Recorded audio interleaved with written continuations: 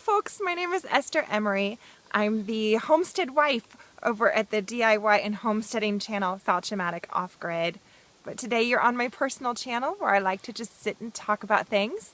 So get comfy because today I'm going to talk about women and homesteading. As usual, I would like to start with a story.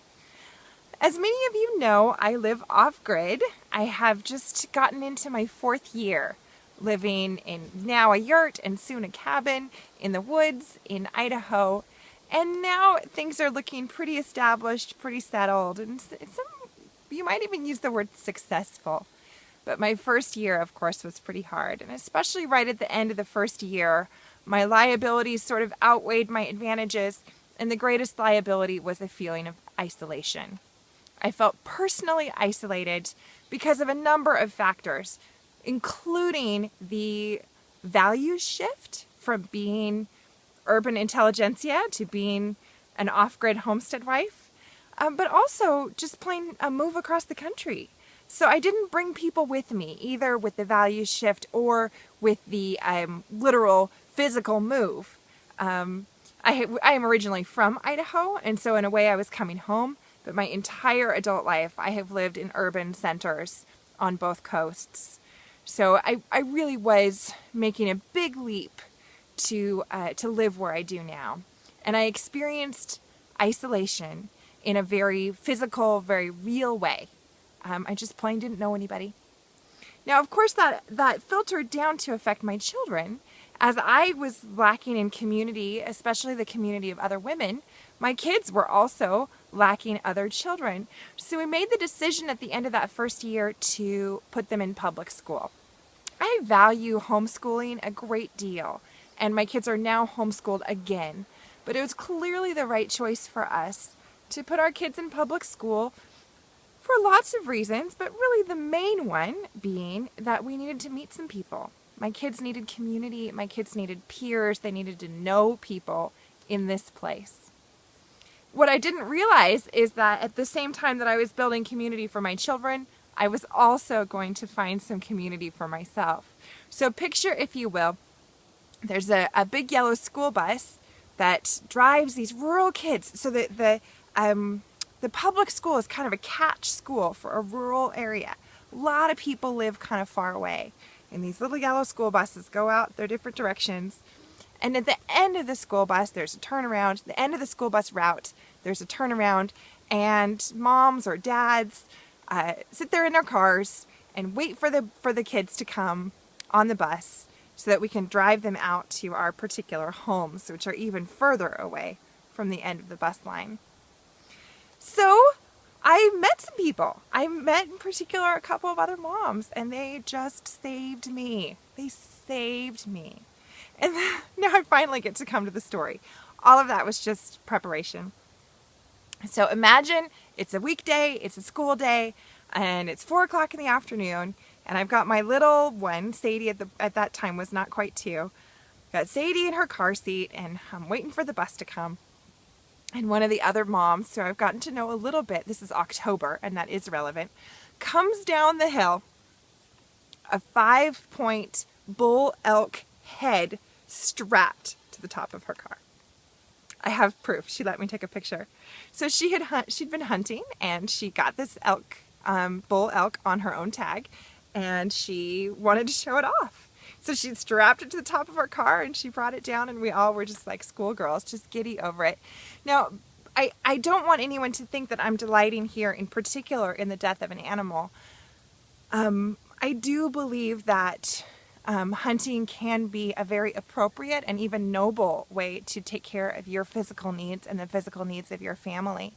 And I believe that in this case, that's what's going on. I don't hunt myself, and that has more to do with skill set than it does with philosophy. I'm not universally opposed to it. I just can only build so many skills in such an amount of time, and that one's a little bit further down the road for me. But I wanted to share that feeling of relief that I felt and why I felt it when I saw another woman taking on responsibility for where her food comes from to such a great degree. and seeing someone who was unafraid to reveal her strength. You know, she's a small woman. She's probably a little shorter than I am and quite slight, but she's able to take on a significant task, and was unashamed to share her strength in that way. And I have taken comfort from that in that moment when I really needed it, because I was super lonely and feeling kind of like, oh, I don't know what I'm doing here. But also since then, I remember her coming down the hill with that bull elk head strapped to the top of her car, and I remember that as a sign that we can do it.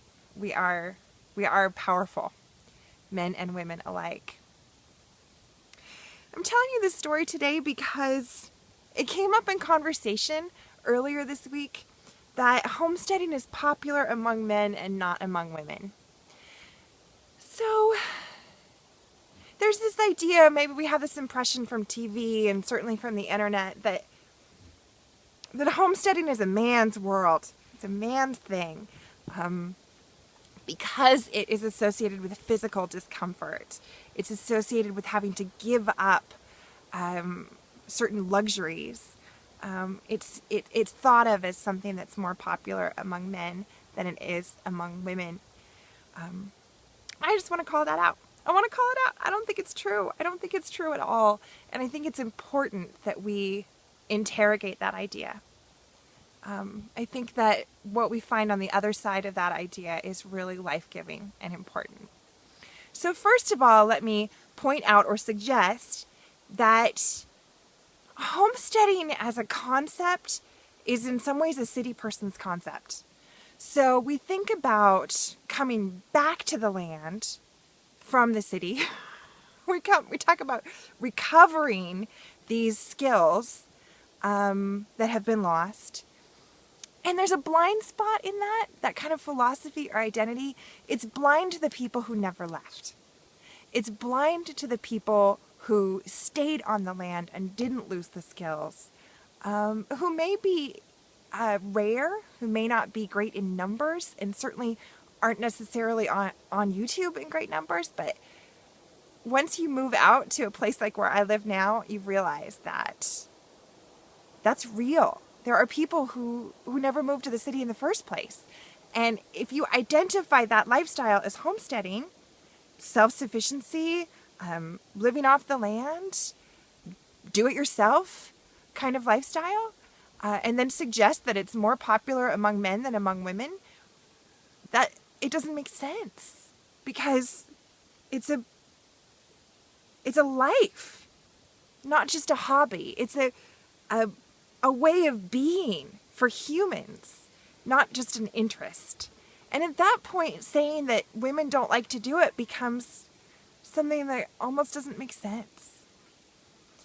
And I think it's important that we acknowledge that, for the sake of my friend who took down a bull elk to feed her family, or for the 82-year-old woman that we have living near us that I believe we've mentioned before, who often teaches me what it means to really have grit and independence and self-sufficiency. I think not just for the sake of acknowledging that these people exist and are awesome and inspiring and fully human and their stories deserve to be told, but also because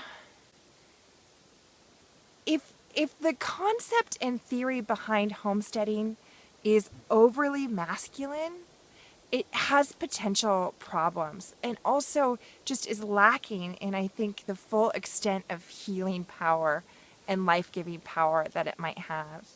I don't really want to get into what is masculine and what is feminine, because although I think those things exist, often words tangle them up, and I will end up saying something that isn't true for whoever is listening. So I just want to make space around that and respect it. But I do want to suggest, this is where I will stand and say what I mean to say, that if we homestead with too much of a masculine principle and without the awareness of the women who do homesteading with their full hearts, who do self-sufficiency with great skill and great perseverance, we fall out of balance, and the homesteading that we may end up with could be destructive, could be overly into consumption and discomfort, and not enough into balance and peace and nurturing. Here's another direction from which to come to the same point. When I was very, very little, my mother had a friend named Imogene, who was at that point an elderly woman. And she was crippled in one hand, but she was the best homesteader I ever saw in my life. I remember watching her make soap, and she did it with lard and ashes. And I remember her garden. I remember the grape arbors, amazing grapes. She was able to produce and put up all of the food that she needed. I remember her giant rhubarb plant. And she had no toys in her home. I was very little, almost as young, or around the same age that Sadie is now, I think. She had no toys, but when I came to her house with my mother, and they were to have their work time together, she would give me her belts. She had a half a dozen different belts, and she would let me tie them up into a ball and then untie them again. And that was considered appropriate play for a 3 or 4 or 5-year-old girl. When I think about competence in homesteading, it's Imogene that comes first to my mind as someone who was just completely capable of nurturing and working in relationship to natural law in a way that was peaceful and yet also responsible, powerful and yet also gentle. And when I think about a homesteading, a concept of homesteading that maybe is a little bit more from the reality TV side of things and a little bit less from the actual rural families side of things, I think, where is Imogene's peaceful presence? Where is her leadership?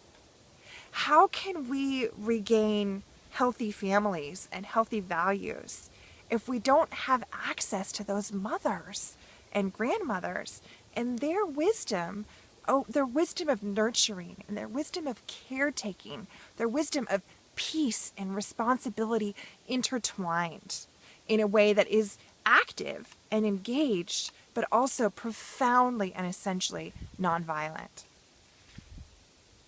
I want to shout out to all the women homesteaders out there, whether you're a wannabe or if you're way more experienced than I am, to the grandmothers, the mothers, and the babies, and everyone in between.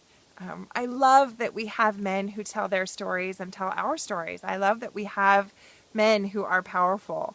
But I want to make sure that we don't make the mistake of disappearing or ignoring our women homesteaders, our women pioneers, because without them leading the way, I think we're really, truly lost. I'm Esther Emery, and thanks for listening today. I'll see you next week.